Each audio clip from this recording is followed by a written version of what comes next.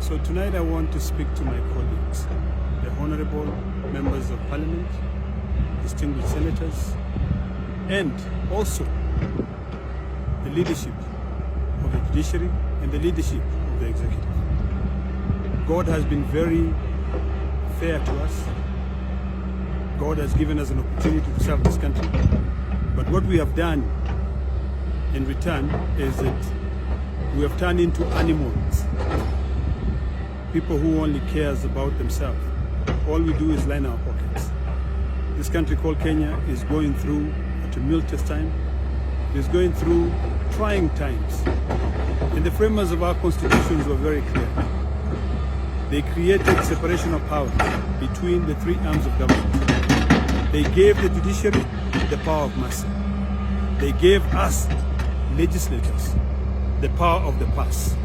And they gave the executive the power of the sword.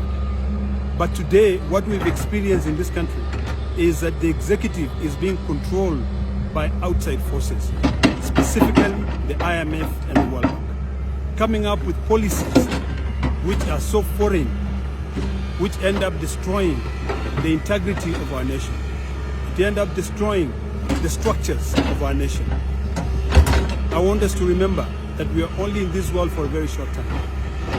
Our children, the Generation Z, and also the Alpha, are very upset. Some of us, millennials, Generation X, the baby boomers, all got an opportunity to be able to enjoy. Most of them, from the community that I come from, got free land. Our children now, the Generation Z and Alpha, will have to be buying that land. But a foreign power comes and tells you, convert freehold titles into leasehold. And you don't care about the consequences or the unintended consequences. We don't need just for the sake of it. We need to be able to please God and to be able to take care of our land for future generations. Let us care about future generations. There's something called intergenerational fairness, which all of us must put ahead to make sure that anything we do it for generations to come. So I want to remind members of parliament that you're not there because you were elected by the president. He too went to the voters and asked to be elected.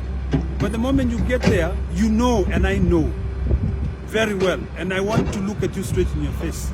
And if I'm lying today, please tell me so. You know we are enticed with money. We are given tokens. Sometimes we are told, pass this bill, you get some little money. For what? And you're just gonna fucking die and leave all those things here.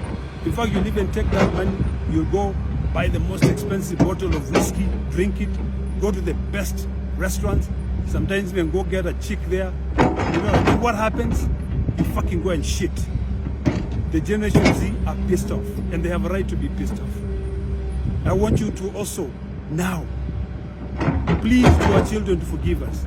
This morning I was watching a woman who just lost her child, cursing our generation, cursing the president and his family. Is that what we really want? Can we look back and ask ourselves whether what we are doing is just? I know it is not. When I watched, tears were just oozing, coming out of my eyes. And I'm sad. So I want to request you to think about the separation of powers. You in the judiciary, be fair. Do what God wants you to do. All of us will die one day, God will be the judge for us. But God has blessed you and given you an opportunity to have the power of mercy.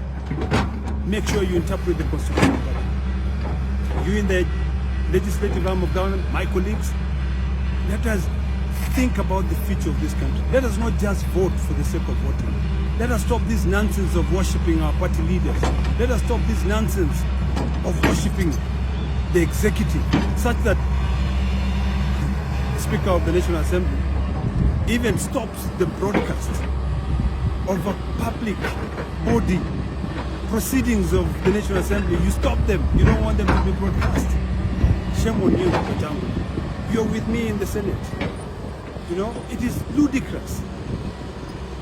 I'm sure over the next few months, the Generation Z are going to tell us how they want to be led. Not for us to tell them how we should lead them. We have failed because we are corrupt. We only care about ourselves. As I end, if in these 2 months we meet our fate, or our destiny, or our doom, so be it, because we surely deserve it. Remember that one day all of us will die. Let us do good to the people who will come there after us. Finally, fuck IMF.